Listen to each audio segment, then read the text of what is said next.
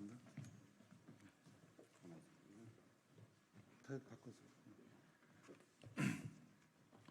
네, 안녕하십니까. 2020년대 기자회견을 시작하도록 하겠습니다. 오늘 이 기자회견에 같이 함께해 주신 분들을 좀 잠깐 소개하겠습니다. 먼저 대전 대덕구 국회의원이신 박정현 의원님 나오셨습니다. 그리고 저 옆에 2020년대 조직위원장 임재선 위원장님 나오셨습니다. 예. 그리고 저 끝에 우리 저희 정의자유해병연대 홍보위원장으로 수고하시는 서왕천 위원장님 나오셨습니다. 그리고 2020년대 공동대표 지승용 목사님 함께하셨습니다. 먼저 오늘 되게 짧게 그리고 간단하게 그리고 내용 깊게 말씀을 드리도록 하겠습니다. 먼저 여는 말씀 박정현 의원님 말씀해 주시겠습니다.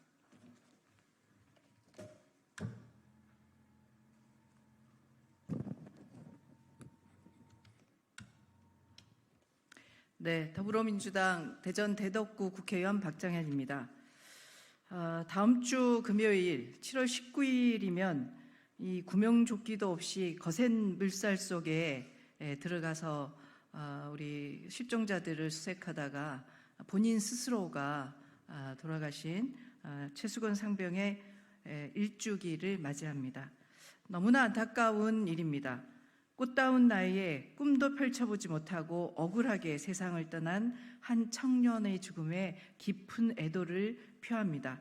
그리고 아직도 진실이 밝혀지지 않고 있는 현실에 비통하고 참담하기 그지없습니다.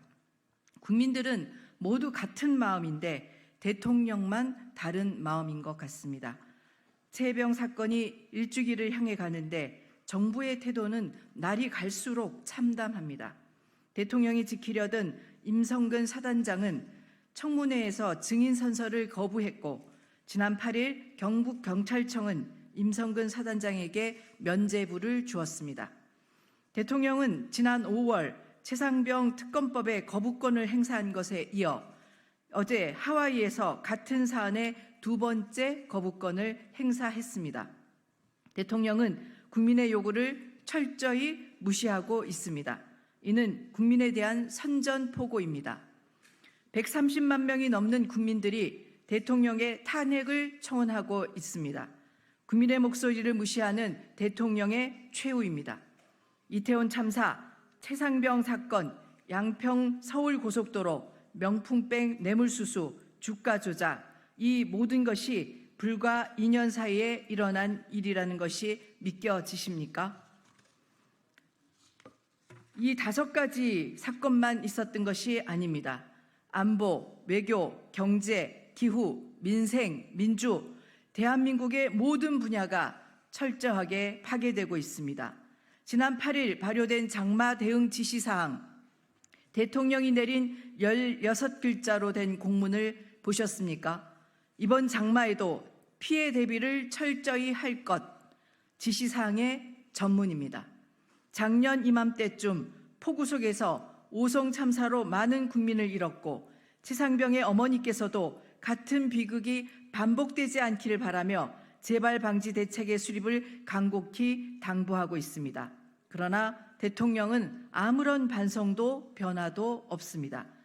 대통령은 16글자의 지시사항을 공문이라고 발송하고 하와이에서 최상병 특검법에 보란듯이 거부권을 행사했습니다. 오늘 최상병 순직 일주기를 맞아 일주기를 앞두고 추모하는 이 자리에서 특검을 통해 사건의 실체를 남김없이 밝힐 것을 약속드립니다. 최상병의 억울한 죽음의 책임과 원인이 어디에 있는지 묻고 합당한 처벌을 해야 합니다. 진실을 밝히고 대통령의 폭주를 막아서기 위해 저는 끝까지 최상병 특검법을 통과시키는 일에 최선을 다하겠습니다. 고맙습니다.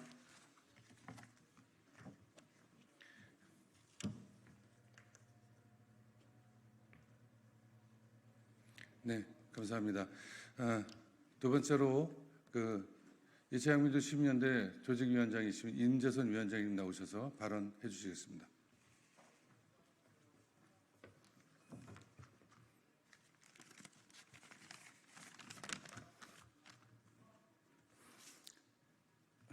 안녕하십니까. 이채양명주 조직위원장 임재선입니다. 2023년 7월 19일 실종자 수색을 하다 죽음으로 발견된 최상병의 그 기간이 1년이 다 되어갑니다.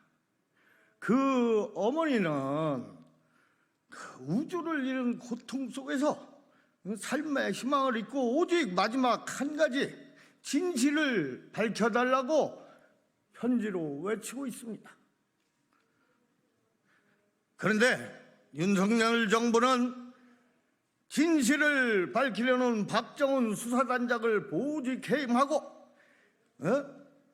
현장을 2번 방문해서 바둑판식으로 수색을 하라고 했던 임성근 사단장에 대한 수많은 증거와 증인이 있음에도 불구하고 어제 경북경찰청에서는 불구속으로 그 무혐의 이렇게 했습니다. 이 우리나라 국가 역사상 이러한 일이 있겠습니까?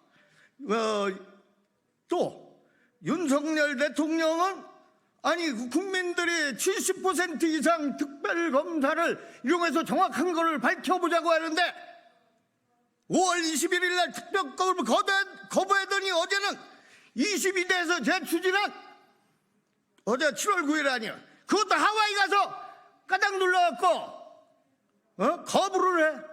이거 그 세계적인 망신이 아니고 국가적인 망신이다 이것이야. 1년에 우리가 수십조 국방 예산을 국민 세금으로 내고 있는데 국방부의 사령관 국방부 장관은 도망이 나가고 장관은 내가 죄가 없다 이런 식으로 얘기하는 나라가 어딨냐 이거야. 세상에 전쟁터에 나가서 적군을 보자 도망가는 이런 장군들과 이런 국방부 장관을 갖고 있는 나라로 만들어서 되겠냐 이겁니까? 이 조선이 생긴 5,000년 이래 가만 있어봐. 나 이런 데 처음 와서 그런데 하여튼 5,000년 이래 이렇게 국방을 망가뜨리는 역사가 없습니다. 그래서 이번에 제가 부탁드리는 것은 22대 국회의원들은 다시 재추진하고 국회에서 할 수 있는 모든 것들을 다해서 특별검사가 정확하게 조사를 해서 진실을 밝혀야지만이 이 나라 60만 대군이 사는 것이고 이 나라 국방이 사는 것이고 최해병의 진실이 밝혀져서 원한을 풀어주는 것이라고 생각을 합니다.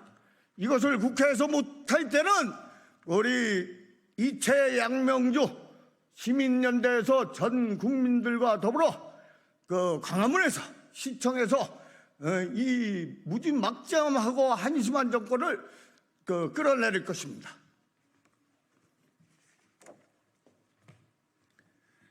네, 감사합니다. 지금은 서왕천 정의자유해병연대 홍보위원장님 나오셔서 잠깐 발언해 주시겠습니다.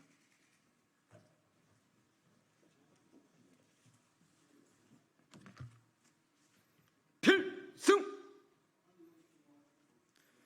임성근 사단장에게 말합니다. 당신의 자신을 위하여 과욕을 위하여 최상병 순직 사건에 대해서 조작을 하였지만 그래요. 백번 양보해서 거두절미하고 한마디 하겠습니다.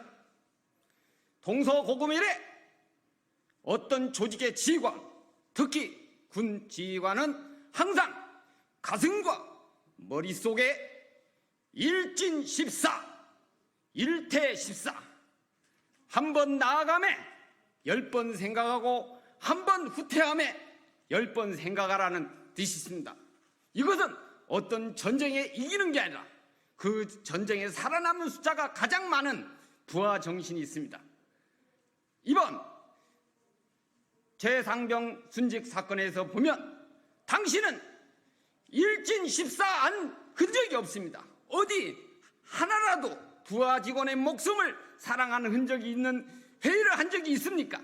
오히려 그 소속 대대장에게 엄중하게 강제 전출, 언론 접촉 금지, 최상병 연결식 날 참석 못하게 하는 어찌 지휘관으로서 따뜻한 부모님 같은 그런 생각을 가지지 않았습니까? 다시 한번 저는 말씀드리겠습니다. 임성근 소장, 특검을 받아서 반드시 우리 해병대의 군기강, 군인정씨를 바로 원상 복귀하십시오. 필승!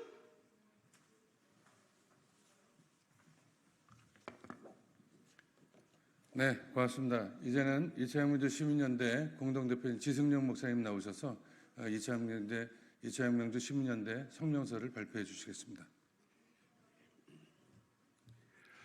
경북 경찰청 수사부장의 발표 내용을 보면 이번 해병 그 수색은 수변 수색에서 수중 수색으로 바뀌었다고 이야기를 했습니다. 수변 수색이라고 하는 것은 물가에서 물의 흐름을 보는 아주 간단한 수색이기에 구명조끼가 필요 없지만 임성근 사단장과 해병 고위직에 의해서 갑자기 7월 19일 수중 수색으로 바뀌게 됩니다. 당연히 수색하는 해병의 안전을 위해서 구명조끼가 착용되어야 하고 또한 여러 가지 이러한 문제들에 대하여 안전 문제에 대해서 장교들이 건의를 했지만 그러한 것들이 무시되고 그래서 결과적으로 우리 최수근 해병이 사망하게 되었습니다. 최수근 해병의 어머니는 늦은 나이에 결혼했지만 자녀를 갖고 싶은 그 간절한 마음으로 10년간 실험관 그 아기 실험을 통해서 간신히 아이를 임신하게 되었습니다. 이러한 그의 간절한 바람과 그 최수근 해병에 대한 사랑이 얼마나 극진했을 텐데 이 안타까운 비보를 듣고 그 어머니와 아버지는 얼마나 마음 아프고 통탄했습니까?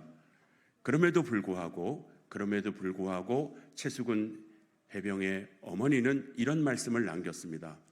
다시 이러한 일이 생기지 아니하도록 철저한 수사가 이루어지고 그리고 그러므로 인하여 수많은 군인들이 안전하게 군 복무를 할 수 있기를 바란다라고 박정은 수사단장에게 간곡하게 이야기를 했고 최수근 해병 시신과 그리고 최수근 해병 부모님 앞에서 어떠한 상황에서도 정확하고 분명한 수사를 하겠다라고 다짐한 박정은 대령의 수사 결과는 경로라고 하는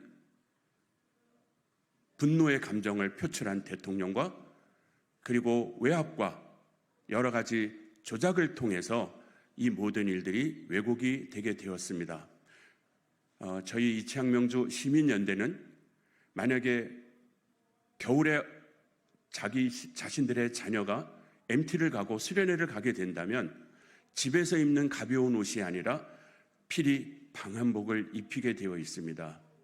군인의 안전, 국민의 안전을 생각하면서 정부가 해야 할 모든 일들을 하지 못하는 이러한 상황의 비극에 대해서 저희들은 그것을 바로잡고 일주기를 맞이해서 최수근 해병의 그 모습을 기억하고 추모하면서 이제 국민 분향소, 시민 분향소를 만들기로 했습니다. 윤석열 대통령이 가장 가깝게 들을 수 있는 관저 앞인 한강진역과 그리고 인정과 8호라고 하는 종을 울렸던 보신각 그쪽에서 저희들은 12일부터 19일까지 국민 그리고 해병 시민 추모단을 만들어서 분향을 하고 그리고 여러 가지 추모하는 공연과 함께 같이 나눌 수 있는 이야기 그리고 4대 종단 대표들이 종교 행사를 통해서 추모하려고 하는 행사를 기억하고 오늘 그 내용을 여러분 앞에 발표하기 위해서 이 자리에 섰습니다. 저는 이창명주 시민연대 지승용 대표입니다. 감사합니다.